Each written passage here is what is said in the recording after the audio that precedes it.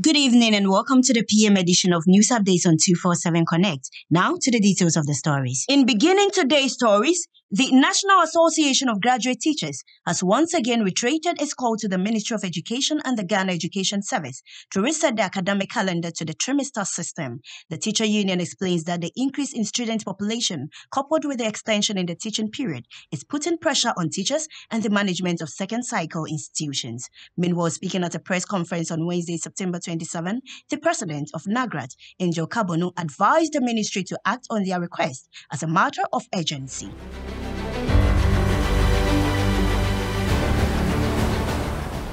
Now, moving away from that, the Vice President, Dr. Mahamudu Bawumia, has revealed that the government is working on a policy framework for the use of electric vehicles for public transport in Ghana. According to Dr. Bawumia, electric vehicles will drastically reduce the cost of transportation, as the major components of the cost is fuel and spare parts, and also reduce carbon emission. Meanwhile, sharing the news on Facebook after visiting Solar Taxi, a wholly owned Ghanaian assembler of electric vehicles in Accra on Wednesday, 27 September, Dr. Bawumia expressed satisfaction after taking a ride on one of the company's electric buses, which could travel over 200 kilometers without charging the batteries.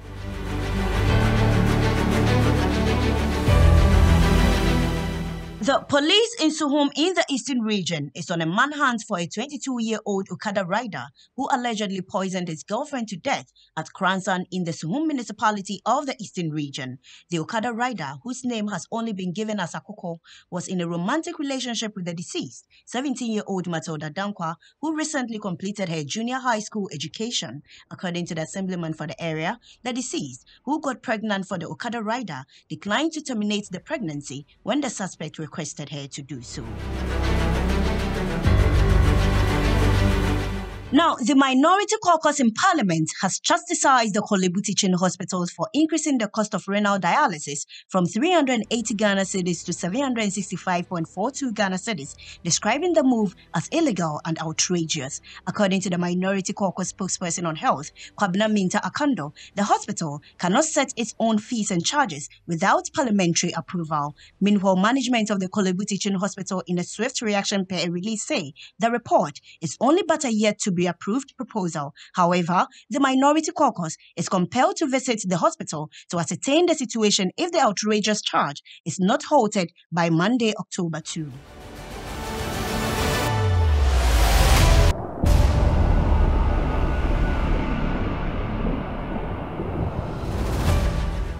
And now let's see what's happening at the business front. A country's gross international reserves includes the US dollar value of holdings of foreign exchange, special drawing rights, reserves position in the IMF, and gold at the end of a given period. In simple terms, the gross international reserves is a country's safety net against unforeseen international payments difficulties. However, in a span of 2 years, Ghana has lost a whopping $6.3 billion worth of gross international reserves, and this is according to the Bank of Ghana's summary of Economic and Financial Data Report. The secondary bond market experienced robust trading activity, recording the highest weekly volume traded post-domestic debt exchange program. According to results, the aggregate weekly market turnover reached a 30-week high of 605.69 million cedis, with 186 trades across the new and old papers. However, the bonds accounted for 31% of the value traded last week and priced at a significant discount to the face value.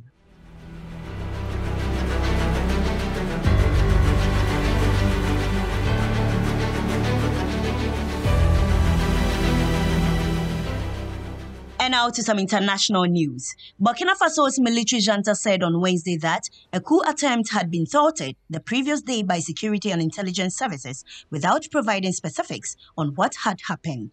In a statement, it said officers and others had plotted to destabilize the country with a dark intention of attacking the institutions of the republic and plunging the country in chaos. On Tuesday, rumors of a brewing mutiny led hundreds of people to take to the streets of the capital, Ouagadougou, in support of the junta.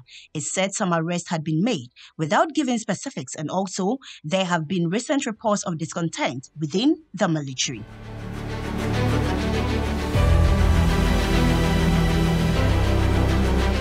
More than 10,000 people have fled their homes in parts of Haiti's central department, the United Nations Migration Agency said on Wednesday, after a series of gang attacks in recent days, including in a hospital north of the capital. Under-resourced police have struggled with heavily armed gangs who gained territory and massively expanded their influence over the past year, forming powerful alliances, notably in the capital, Port-au-Prince.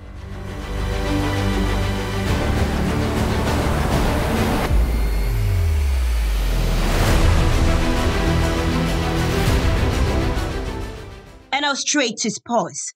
Ghana midfielder Mohamed Kudus has won his second Man of the Month award in his second start at West Ham United since joining the club earlier this month.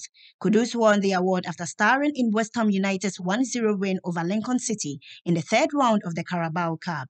The former Ajax Amsterdam player played 90 minutes as a central attacking midfielder behind striker Danny Ings and was integral in the win. Kudus completed 41 of 43 attempted accurate passes in the game, while delivering 2 key passes, nailing all 7 long pass attempts.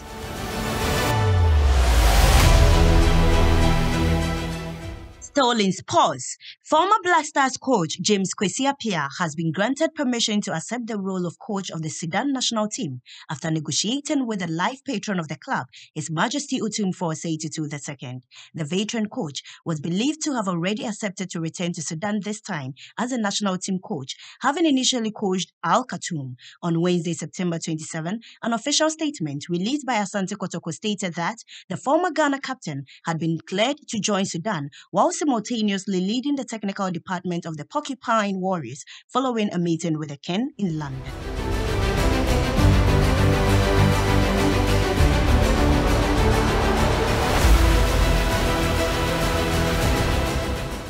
And finally ending the news with entertainment, the Untamed Empire on the Spintex Road, Accra, will come alive with energetic performances by Lens Entertainment Signy, Kiddy, and sugarcane hitmaker Camido when the maiden edition of Guinness Extravaganza comes off this Saturday, September 30. Other artists publicized for the show organized by Guinness Ghana and expected to thrill thousands of revelers who will throng the venue are Afropop twin sisters, Lali X Lola, Naya Shen, Lynx, Prodigy, and Maya Blue. According to the organizers, the maiden edition of Guinness Extravaganza will be an appreciation of Guinness' core belief of Black Shine's brightest.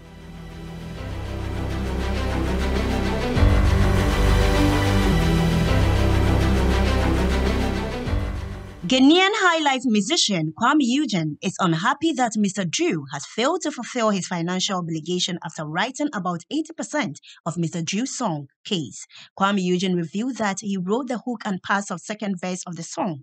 According to Eugene, he writes songs for other artists because he cannot sing all the songs he produces, especially when he notices a particular song fits the style of another artist. And that's all for today. Have a good evening.